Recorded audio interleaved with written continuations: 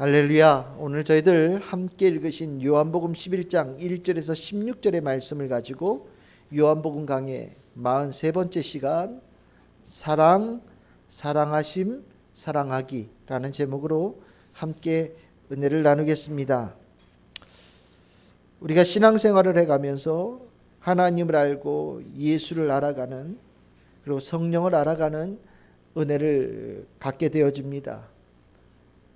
하나님, 예수님, 성령에 대해서 우리가 알아가는 그 과정 속에 성경은 가장 중요한 우리를 향하신 하나님의 계시이고 우리에게 주신 하나님의 뜻을 드러내시는 가장 확실한 길입니다.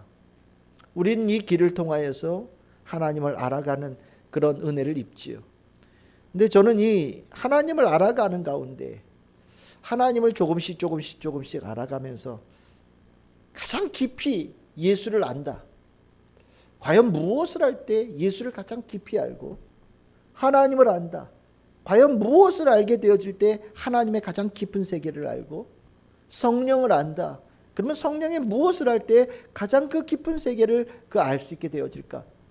어떤 단계쯤 되어져서야 비로소 우리가 그분이 어떤 분이다라는 것을 조금 알게 되어지는, 좀 더 그분의 본질을 알게 되어지는 그런 단계를 갖게 되어질까? 실은 저는 가끔 고민해요. 성경에 보면 예수님, 하나님, 성령님은 정말 다양한 모습으로 등장을 하시거든요. 꾸짖기도 하시고, 때로는 독소를 내뱉기도 하시고, 병든 자를 고쳐주기도 하시고, 필요한 것을 공급하여 주시는 분도 되십니다. 은혜로운 말씀으로 위로하여 주시기도 하시고, 때로는 민망히 여기기도 하시고, 불쌍히 보기도 하시고. 하나님, 예수님, 성령님은 성경 안에서 자신을 드러내시는 가운데 정말 다양한 모습으로 사람들에게 자신의 모습을 가르쳐 주셨어요. 그럼 과연 이 모습들 가운데 가장 깊은 그것은 무엇일까? 오늘 설교의 제목 무엇입니까? 바로 사랑이지요. 예수님을 안다라는 거, 예수님의 무엇을 알면 예수님을 제대로 알 수 있을까? 예수님의 사랑입니다. 하나님을 안다라고 얘기할 때 하나님에 대해서 도대체 무엇을 알면 가장 깊이 알게 되어질까? 하나님의 사랑이죠. 성령님 또한 매한가지입니다. 그 사랑이라는 단어 속에는 하나님께서 우리에게 대하시는 변하지 않는 근원적인 하나님의 뜻과 계획과 그의 성품이 다 응축되어져 있다라고 저는 생각을 합니다. 오늘 함께 읽은 요한복음 11장, 요한복음의 굉장히 중요한 장이지요. 7개의 표적이 등장한다라고 말씀을 드렸는데 7개의 표적의 마지막 표적이 등장하는 장입니다. 가나 혼인잔치에 물을 포도주로 바꾸신 사건, 왕의 신하의 아들을 말씀으로 고치신 사건, 5,000명을 먹이시고 12광주리를 남기신 사건, 풍랑을 잔잔케 하신 그 사건, 38년 된 병자를 고치신 사건, 태어날 때부터 소경이었던 자를 눈에 뜨게 하신 그 사건, 이제까지 6개의 표적이 쭉 이어지는 가운데 요한복음은 중간쯤에서 예수님께서 자기를 드러내시는 표적의 마지막 하이라이트를 자리 잡고 있습니다.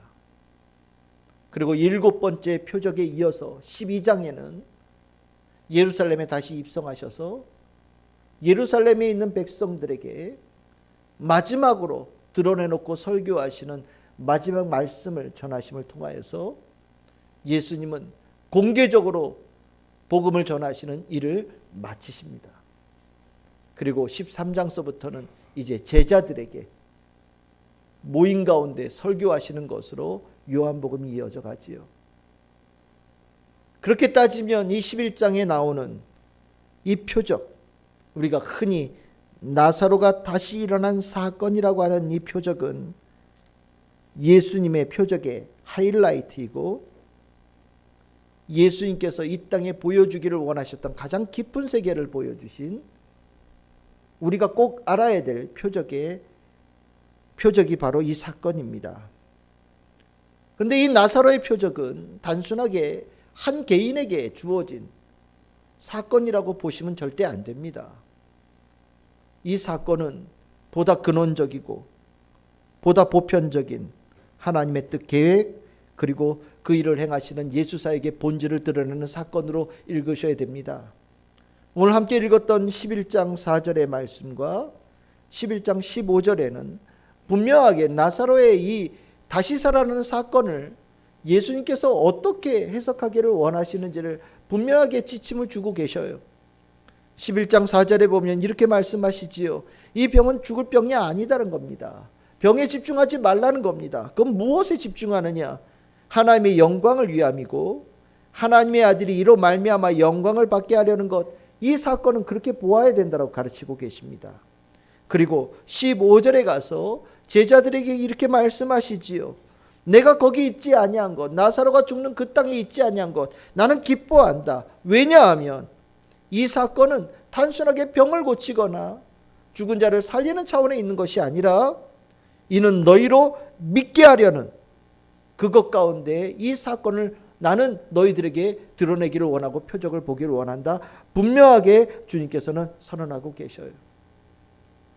이 나사로의 다시 살아난 사건은 하나님의 영광을 드러내는 사건입니다. 하나님의 영광이라는 것은 하나님의 권능이 정말로 한없는 은총 가운데 우리들의 삶에 드러나는 것을 의미합니다.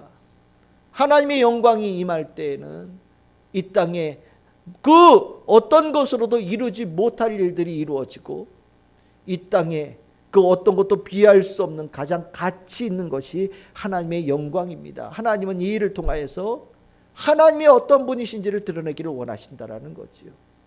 그리고 또 성경에서는 얘기합니다. 하나님이 그 뜻을 가지고 계시는데 바로 예수가 하나님께서 가지고 계신 그 뜻을 이 땅에 이뤄내고 실행하시는, 그것을 드러내시는 존재라는 것을 증명하기를 원하신다라고 말씀하시고, 그리고 11장 15절에는 이 예수님께서 하신 이 사건을 제자들이 보고 함께 그 길을 걸어감을 통하여서 하나님의 영광을 우리들의 삶을 통해서 드러내기를 원하시고, 예수가 한 그 일을 제자들이 동일하게 수행함을 통해서 이 땅을 변화시키는 역사의 주인공들이 제자들로 인하여서 이루어져 가기를 소망하신다는 것을 이 나사로의 다시 살아난 사건을 통하여서 우리에게 가르쳐 주기를 원하신다라고 선언하고 계시는 거지요. 그러니까 이 나사로의 이 다시 살아나는 사건은 나사로 좋겠다 이렇게 보시면 안 돼요.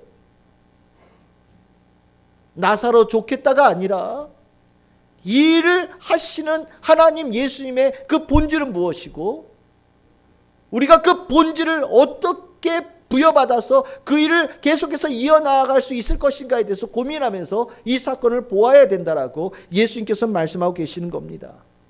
그러면 우리 사건을 이렇게 좀 봅시다.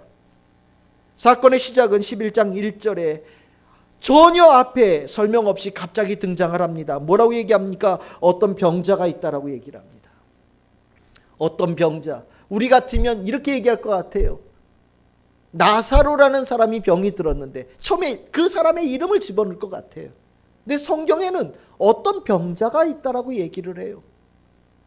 저는 이 의미를 쓰는 것을 나중에 그 뒤에 바로 나사로다, 그 사람이 나사로다라고 얘기를 하고 있는데, 저는 개인적으로 이 표현을 보면서 이 병자가 한 개인 나사로뿐만 아니라 훨씬 더 보편적이고 광범위하게 퍼져 있는 어떤 인류의 상태를 드러내는 것 같은, 그렇게 주님께서 선언하시는 구절처럼 저는 봅니다. 나사로 한 사람이 살아나는 것이 아니라 병자가 있다라는 거예요. 그 병자가 있는 곳이 어디냐? 1절에 보시면 이렇게 나오지요. 베다니에 있는 나사로다라고 얘기를 해요. 그런데 참 요한복음 재미있어요. 왜 재미있냐라고 얘기를 하면, 베다니가 우리가 지지난주에도 베다니 얘기했던 거 기억나십니까? 예수님께서 세례 요한에게 세례를 받았던 곳이 어디라고요? 베다니라고 그랬어요. 요한복음 10장 40절에 예수님께서 처음 세례받으신 그곳으로 가셨다라고 얘기를 했고, 그곳이 요한복음 1장 28절에는 뭐라고 표현하고 있어요? 베다니다라고 표현하고 있거든요. 그런데 여기 나오는 11장 1절에 나오는 베다니와 그 베다니는 다른 베다니예요. 가운데 요단강을 하나 두고 요단강 서편에는 이 나사로가 사는 베다니가 있고요. 요단강 동편에는 예수님께서 처음 세례를 받으셨던 베다니가 있는 거예요. 그런데 이 베다니, 두 베다니가 상황이 전혀 달라요. 예수님께서 처음 세례를 받으신 곳으로 가셨던 그곳, 아무것도 없는 광야예요. 광야에서 외치는 자로 소리를 쳤던 사람이 세례 요한이잖아요. 아무것도 없어요. 광야는 죽음의 땅이거든요. 근데 예수님께서 유대 땅에서 쫓겨나셔서 피하시면서 박해를 피하셔서 베다니로 가셨더니 어떻게 됐다고 지지난주에 말씀을 나눴습니까? 많은 사람들이 예수님께 몰려왔어요. 많은 사람들이 예수님께 몰려와서 그 가운데 예수님을 하나님의 아들로 인정하면서 그 가운데 예수를 믿는 생명의 역사가 그 처음 세례를 받으셨던 그 베다니의 그 땅에 일어난 거거든요. 아무것도 없는 땅에 예수님께서 그곳에 가셨더니 수많은 사람들이 그곳에 몰려들어서 생명이 충만한 땅으로 변화되어졌어요. 어디에 있는 베다니가요? 요단강 동편에 있는 베다니가요. 그런데 참 아이러니하게도 예수님께서 떠나셨던 그 유대 땅, 박해를 받아서 떠난 그 땅은 어떤 땅이 되어지느냐? 병자가 있는 땅이 된 거예요. 똑같은 베다니인데, 똑같은 베다니라는 지명을 가지고 있는데 예수님께서 이곳으로 옮기고 나셨더니 이쪽에는 어떤 일이 일어났냐? 병자가 생겨나고 있어요. 병이 들어있다라는 거예요. 굉장히 중요한 의미를 이야기를 하고 있는 겁니다. 예수님께서 예루살렘에 가실 때 그 땅에 왜 가셨느냐? 병들어 있기 때문에 가셨습니다. 얼만큼 병들어 있었느냐? 예루살렘 성전은 어떻게 변질됐다고요? 강도의 소굴이 되어졌어요. 도둑놈들의 소굴이 되어졌어요. 제사장들, 하나님의 말씀을 가르치는 사람들은 하나님에 관심이 있어요? 없어요? 전혀 없어요. 사람을 살리는 데 관심이 있는 것이 아니라 사람을 죽이려는 데 관심이 있어요. 하나님의 말씀을 전하지 않아요. 자신들의 기득권만을 지키는 데 혈안이 되어져 있어요. 완전히 깡패들이지요. 하나님이 이 안에 없고 겉으로만 하나님을 믿는 척해요. 실질적으로 그들을 지배하는 것은 하나님이 아니라 사단이 지배하는 병들어 있는 땅입니다. 예수님은 그곳에 가셔서 그들이 병들어 있다라는 것을 드러내셨어요. 두 사건을 통해서 보여주신 거지요. 솔로몬 성전 그 옆에 있던 38년 되어진 병자, 그는 병들어 있는 유대 땅에 사는 이스라엘 백성을 대표하는 사람이에요. 성전 옆에 있어도 성전을 통해서 치료함을 받지 못하는 병자예요. 한 세대가 통째로 병들어서 죽어가는 세대로 가고 있다는 것을 예수님께서 그 사람을 통해서 대표적으로 지적하신 겁니다. 그리고 예수님께서는 그걸 어떻게 하셨습니까? 고쳐주셨지요. 그런데 이 일 때문에 예수님을 죽이려고 합니다. 그래서 예수님께서는 두 번째 기적을 보여주시죠. 그게 누구였습니까? 태어날 때부터 소경인 사람이에요. 너희들이 지금 그 상태다. 태어날 때부터 한 번도 하나님의 영광을 본 적이 없다. 태어날 때부터 한 번도 하나님의 생명의 말씀을 본 적이 없다. 하나님의 아들이 이 땅에 왔음에도 불구하고 너희들은 도대체 볼 수 없는 자들이다. 내가 너희들에게 눈을 띄워주마. 너희들은 38년 동안 병들어 있는 자로 죽어가고 있고 태어날 때부터 한 번도 보지 못한 자들의 그 병자의 모습이다.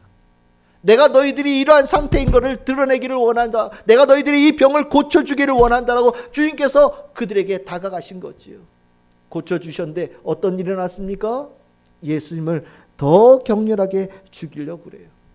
왜 이런 일이 벌어졌습니까? 자신들이 38년 된 병자, 자신들이 태어날 때부터 보지 못한 자의 모습이라는 것을 깨닫지 못했기 때문이에요. 병들어 있어요. 그런데 더 큰 문제는 병이 들어있는데 어떤 운명이냐? 곧 죽을 운명이에요. 얼마 살지 못해요. 병 들어서도 한 1000년 살면 문제 없을 것 같잖아요. 그치요? 근데 문제는 병 들어있는 자들이 얼마 되지 않아서 죽을 수밖에 없는 상황이 되어져 있는 거예요. 그런데 본인들은 그런 병에 걸려 있는지 몰라요. 근데 예수님은 그것을 보셨어요. 그래서 예수님께서는 예루살렘에 가신 거지요. 자기를 죽이려고 해도 그곳에 가서 너희들은 병 들었어, 고침이 필요한 존재야 라고 그들에게 말씀하신 거예요.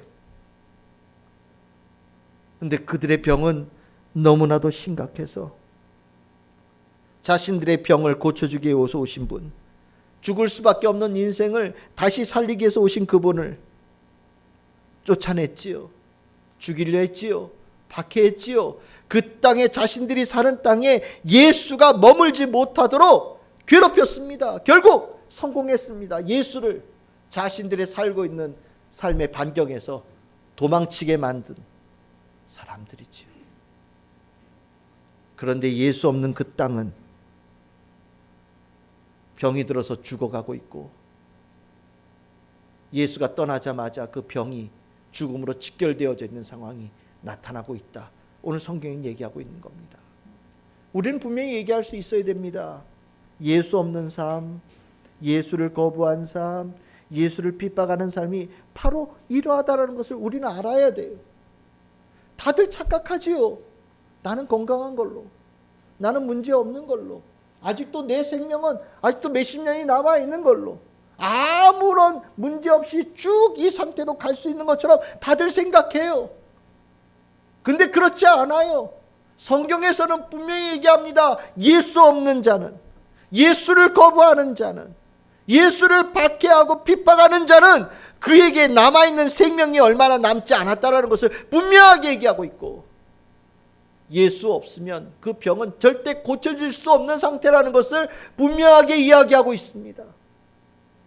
예수가 있고 없고가 이렇게 극명하게 달라지는 거예요.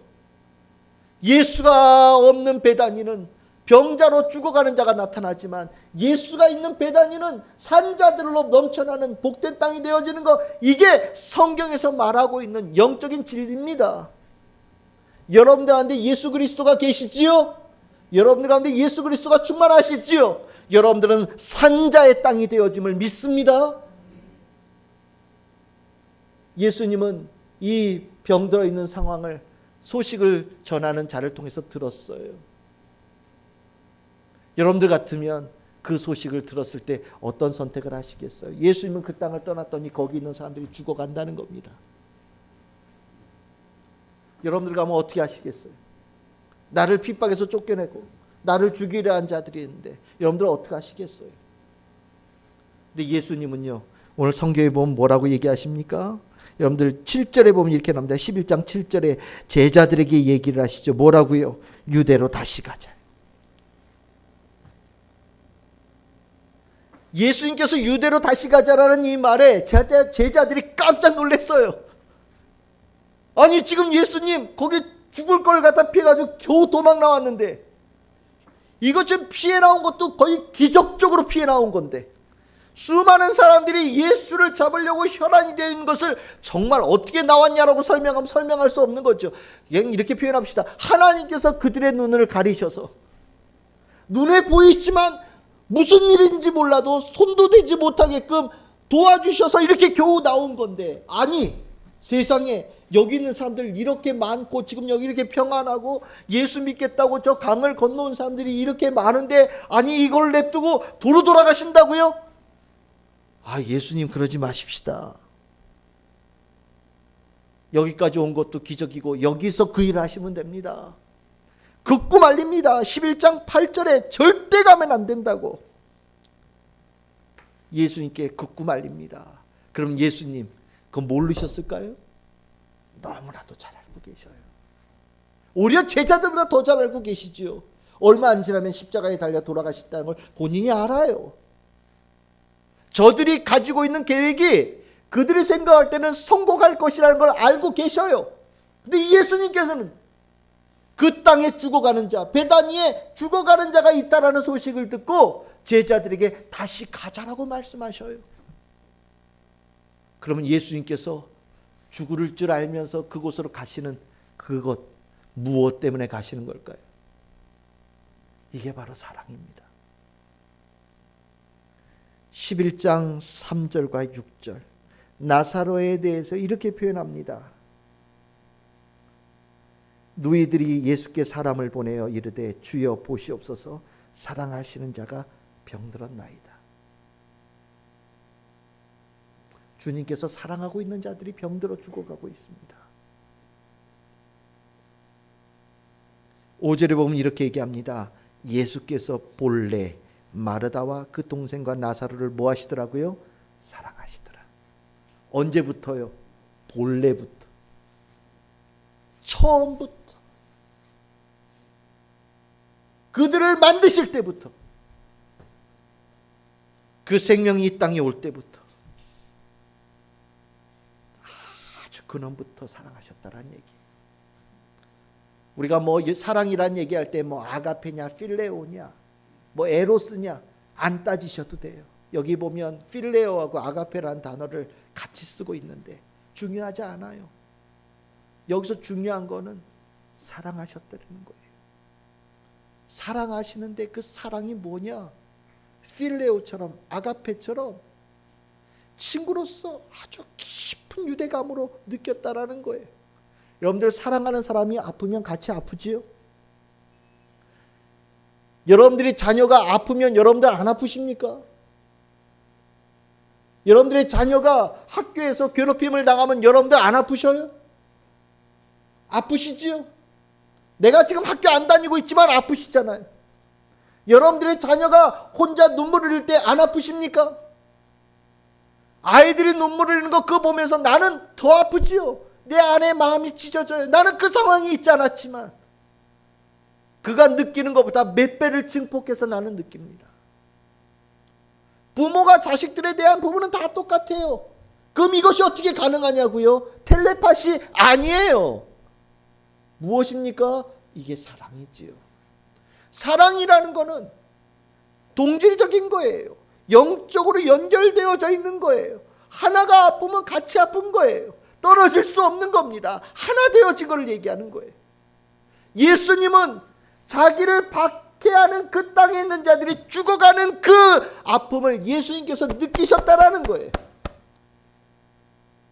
제자들은 이걸 아직 갖지를 못했어요. 같은 동족이고 같이 그 땅에서 살아오는 같은 민족이지만 그들에게는 아직 사랑이 없어요. 그래서 저 땅에서 죽어가는 그 자의 이야기를 들었을 때 마음 한구석으로는 어떤 생각이 드냐면 아이고 지들이 복을 찬 거야. 그 예수님 계실 때 좀 잘 좀 하지.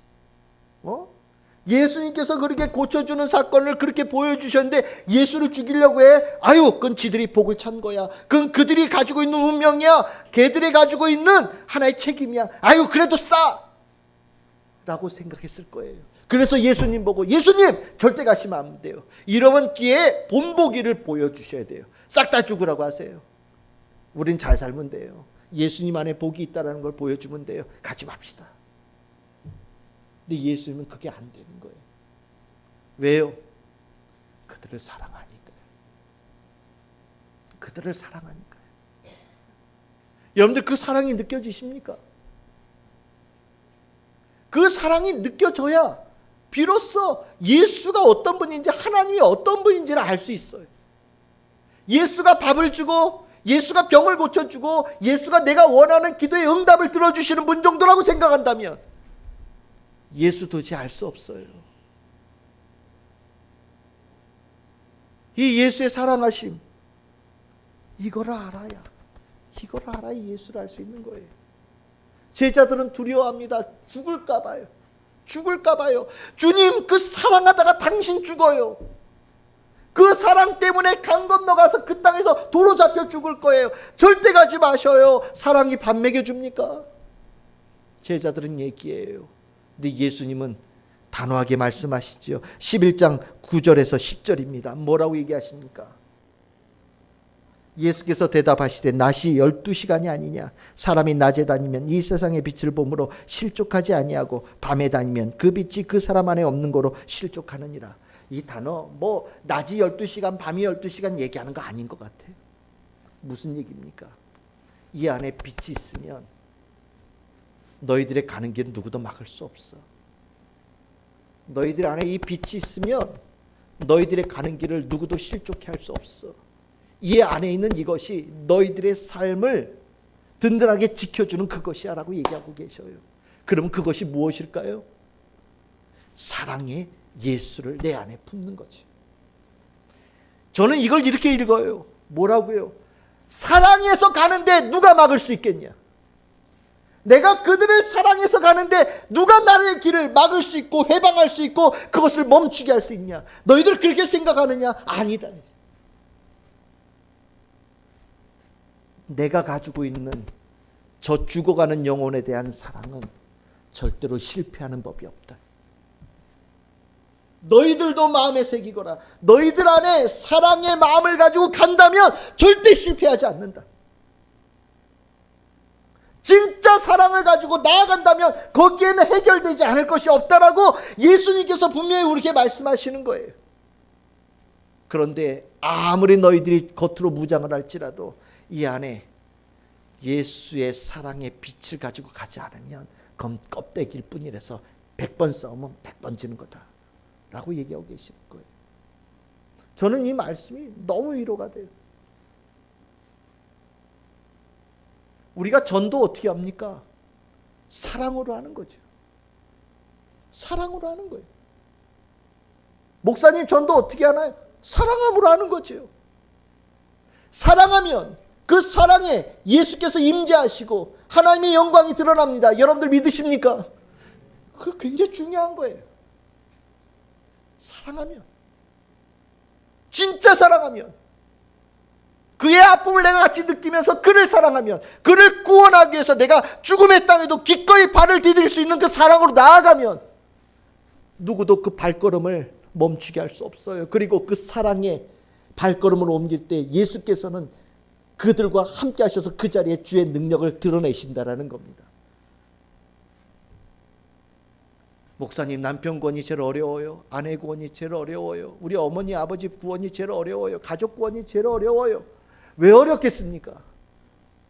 왜 어렵겠습니까? 사랑이 안 돼서 그래요. 차라리 옆집 사는 사람이 더 낫다는 거죠. 저 인간 때문에 내가 고통당하는 게 내 마음에 새겨 뼈저리게 들어와서 저 사람을 사랑할 수 없다는 거예요. 그래서 말로는 교회 다녀요. 예수 믿어요. 그래서 구원 받으세요. 그리고 말로만 하고요. 마음속으로는 사랑으로 들어가질 않아요. 그거 어떻게 됩니까? 아무리 떠들어봐야 잔소리밖에 되지 않아요. 그런데 진정한 사랑으로, 내가 그 사람을 진짜 살리겠다는 사랑으로, 그가 가지고 있는 고통을 내가 느끼며 그를 구원하겠다라는, 기꺼이 그를 위하여서 내가 박해를 견디겠다고 결단하며 강을 건너갈 때에는 주님께서 함께 하셔요. 그리고 그 구원은 누가 이루셔요? 하나님께서 이루셔요. 예수께서 이루셔요. 성령께서 그 일을 이루시는 거예요. 예수님께서 오늘 이 말씀을 통해서 그것을 우리에게 가르쳐 주는 거예요. 여러분들 성경 안에 이러한 이야기들이 얼마나 많은지 몰라요. 여러분들 사도 바울 있잖아요. 사도행전 21장에 예루살렘으로 향하는 마지막 여행을 떠납니다. 그런데 가는 데마다 사람들이 말려요. 가는 데마다. 왜? 계속해서 어떤 예언자들을 통하여서 그곳에 가면 바울이 죽을 거라고 얘기를 하는 거예요. 사도행전 21장 4절에 보면 두로라는 곳에 바울이 도착을 했어요. 그랬더니 거기에 이래를 머물었는데 그의 제자들이 성령의 감동으로, 이게 재밌는 거죠. 무슨 감동으로요? 성령의 감동으로. 성령의 감동으로 예루살렘에 들어가지 말래요. 성령의 감동이라는 것은 주님께서 알려주셨다라는 거예요. 주님의 뜻이 아닌 게 아니에요. 이미 알고 있어요. 가면 죽는데요. 이 제자들은 성령의 감동으로 바울이 죽는 것만 보는 거예요. 가면 박해당한다는 거죠. 가지 말라는 거예요. 근데 바울은 멈추지 않아요. 21장 8절 12절에 보시면 가이사라라는 곳에 들어갑니다. 빌립이라는 사람의 집에 들어갔는데 거기에 누가 있냐면 아가보라고 하는 선지자가 와요. 그래서 뭐라고 그러냐? 바울의 띠 가져다가 자기의 수족을 잡아맵니다. 퍼포먼스를 보여주는 거예요. 말로는 안 되니까 온몸을 갖다 끈으로 꽁꽁 묶는 걸 보여주는 거예요. 그걸 뭐라고 그래요? 예루살렘에 가면 이렇게 결박되어져서 이방인의 손에 넘어가서도 당신 죽을 거다. 그러니까 가지 말라고요. 아주 바울을 꼭꼭 말립니다. 절대 가면 안 된다고. 여기서 한 걸음도 옮기면 안 된다고 아주 잡아맵니다. 그런데 바울의 대답이 너무 멋있어요. 21장 13절 14절에 보면 바울이 대답해 여러분들이 어찌하여 울어 내 마음을 상하게 하느냐. 내가 죽는다는 거 모르고 갈 것 같냐? 안다라는 거예요. 안다라는 거예요. 그런데 왜 가느냐?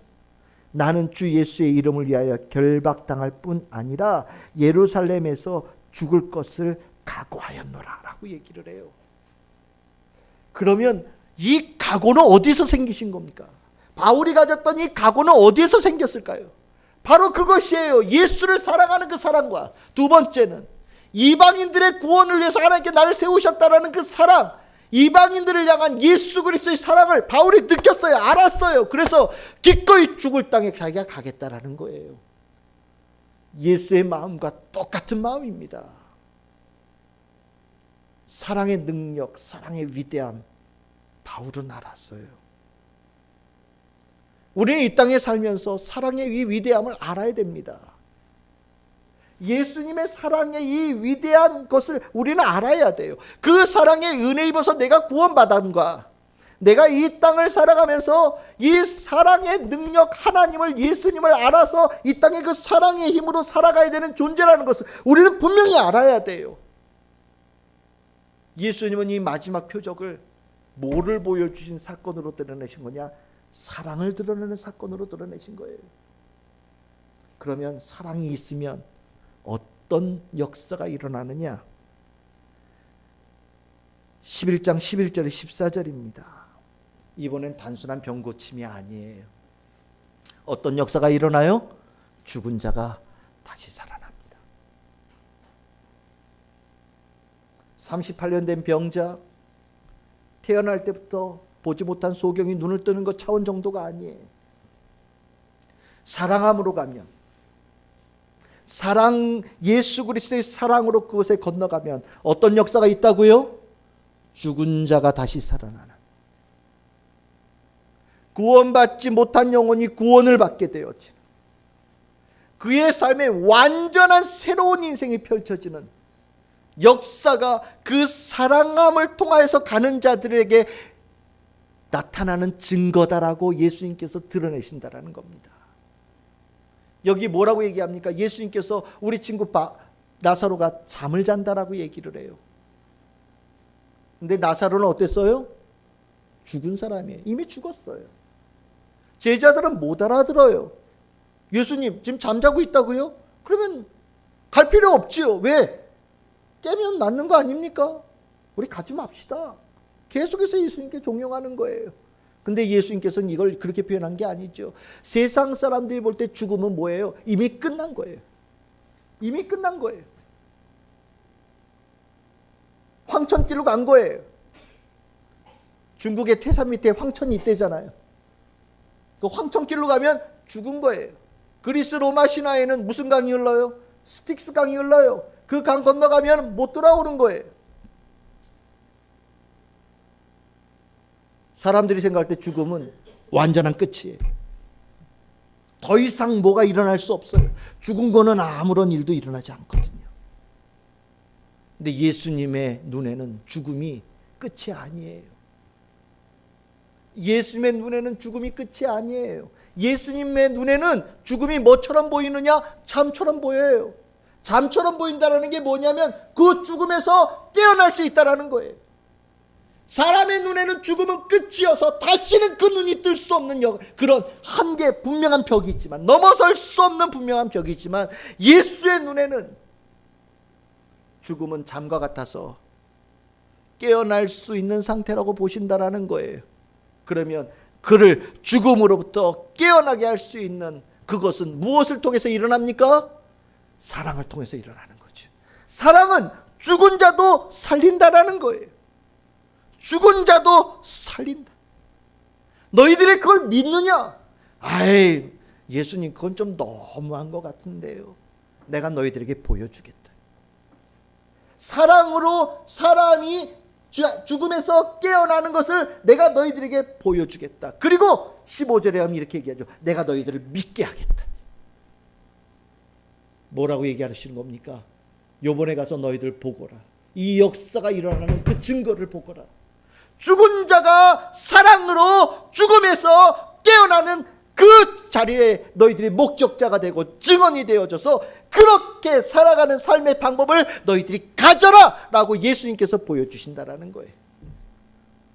나사로의 죽음은 단순하게 예수의 능력이 아닙니다.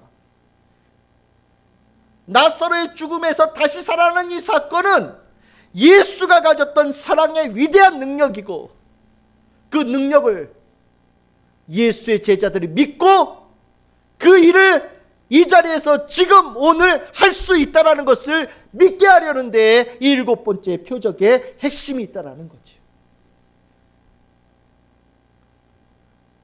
이걸 예수의 제자들이 알아들었을까요? 제자들이 못 가는 거예요. 예수님 가자고 하는데. 근데 16절에 아주 중요한 인물 하나 나오지요. 이름이 뭡니까? 디두모라고 하는, 이름이 뭐예요? 도마예요. 디두모라고 하는 것은 무슨 뜻이냐면 쌍둥이입니다. 쌍둥이, 용이, 쌍둥이 준이, 이런 거예요. 쌍둥이라고 불려요. 쌍둥이였나 봐요. 도마, 영어로 하면 이 이름이 뭐가 되겠어요? 토마스 기차 있죠? 토마스와 친구들. 토마스라고 하는 제자가 있어요. 이 얘기를 듣고 여전히 죽음이 두려워요. 건너가면 죽을 것 같아요. 근데 뭐라고 얘기합니까? 죽을 수 있겠지만 그 자리에 가자고 얘기를 해요. 같이 가서 죽자. 그런데 참 재밌어요. 그 결심 어디서 나왔겠어요?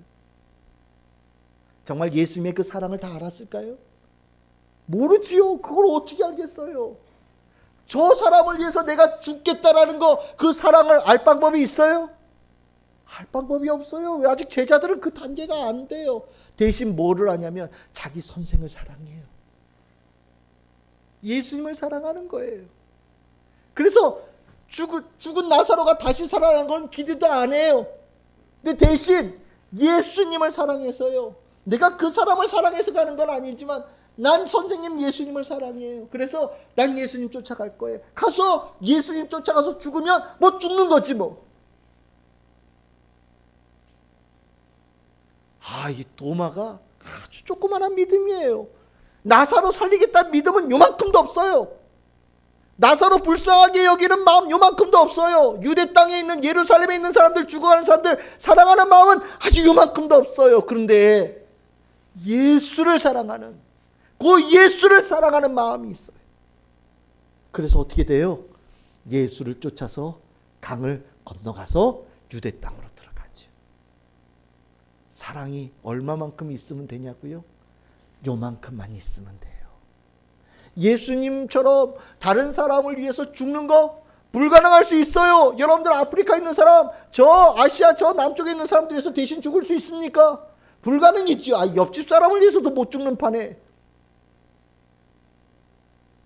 보지도 못한 사람을 위해서 죽는다라는 거 불가능한 일이지요. 맞아요. 예수님의 사랑 그 깊이 알 수 없어요. 하지만 우리에게 필요한 사랑은 적어도 예수를 사랑하는 그 사랑만 있으면, 예수를 사랑하는 그 사랑만 있으면, 나에게 다가오시고 나에게 말씀하시고 나를 어루만지시고 나를 이끌어 가시고 나를 품어주신 그 예수님에 대한 사랑 요만큼만 있으면 예수님과 함께 건너가서 사랑으로 죽은 자가 죽음에서 깨어나는 그 역사의 증인이 되어지고 목격자가 되어지는 능력의 사람이 되어지고 그 제자가 되어져서 이제 앞으로 가는 곳들마다 예수를 사랑하는 요만한 사랑으로 사람을 살려내는 예수의 영광, 하나님의 영광이 일어나는 그 일을 할 수 있는 사람으로 세워질 수 있다는 건 여러분들이 아셔야 됩니다. 여러분들에게 물어야 돼요. 여러분들 예수님 사랑하십니까? 여러분들 예수님의 사랑을 아셔요? 여러분들 예수를 정말 사랑하십니까? 이 질문이 여러분들 가운데 있어야 돼요. 신앙생활하면서 예수 사랑하지 못하고 신앙생활 하는 일들이 있잖아요. 예수를 아는 것까지는 얘기를 하겠는데 예수를 사랑하느냐라고 얘기하면 말 못할 성도들이 얼마나 많습니까? 그러니까 사람을 살리는 역사가 일어나지 못하고, 우리를 통하여 복음이 전파되어져서 죽은 영혼이 주님께로 돌아오는 역사도 일어나지 못하고, 나를 통하여서 변화가 일어나지고 또 불가능한 삶이 되어지고 있는 거예요. 다른 문제가 아니에요. 예수를 사랑하는 것이 문제가 있기 때문입니다. 예수가 가지고 있는 사랑을 다 품을 수는 없어도 예수를 사랑하는 것 정도는 돼야 돼요. 에베소서 3장 18절에서 19절에 보면 바울이 이 사랑에 대해서 교회에게 권면하는 내용이 나옵니다. 우리 이 말씀을 같이 읽읍시다. 시작. 능히 모든 성도와 함께 지식에 넘치는 그리스도의 사랑을 알고 그 너비와 길이와 높이와 깊이가 어떠함을 깨달아 하나님의 모든 충만하신 것으로 너희에게 충만하게 하시기를 구하노라. 아멘. 사랑을 알아라. 바울이 얘기하는 겁니다. 사랑이 얼마나 넓은지 경험해 보거라. 사랑이 얼마나 깊은지 측량해 보거라. 그리고 사랑의 길이가 얼마나 긴지 재어보거라. 사랑이 얼마나 높은 것인지 그것에 한번 올라가서 한번 그것을 봐보거라. 예수 그리스도의 사랑을 안다면 예수를 다 아는 거다. 예수의 사랑을 알지 못하면 아무것도 모르는 거다. 예수의 사랑을 알아. 그 충만한 단계가 되어져야 비로소 성도의 그 축복, 성도에게 주어지시는 하나님의 은혜, 그것을 누릴 수 있는 것이다라고 얘기하고 있습니다. 우리 이제 다음 주에 나사로가 죽음에서 깨어나는 그 사건을 이야기를 할 거예요. 사랑의 기적의 자리입니다. 우리는 그것의 목격자가 되어지는 거예요. 그리고 우리는 그 증인이 되어지고 그 능력을 입은 자가 되어져서 사랑하고 또 그 사랑함을 통하여서 삶을 다시 살리는 능력의 사람들로 되어져 가야 됩니다. 여러분들 이 사랑 아시겠습니까? 오늘 설교의 제목 사랑, 사랑하심, 사랑하기. 예수님께서 우리에게 가르쳐 주신 삶의 길이에요. 이렇게 살면 된다. 이것이 내 제자의 삶이다. 이 사랑으로 살아가는 건 절대 실패하지 않는다. 이번 한 주간 여러분들의 삶에 이 사랑으로 살아감을 통하여서 모든 삶의 승리의 은혜를 입게 되어지는 복된 성도들 다 되시기를 주의 이름으로 축원합니다. 기도하겠습니다.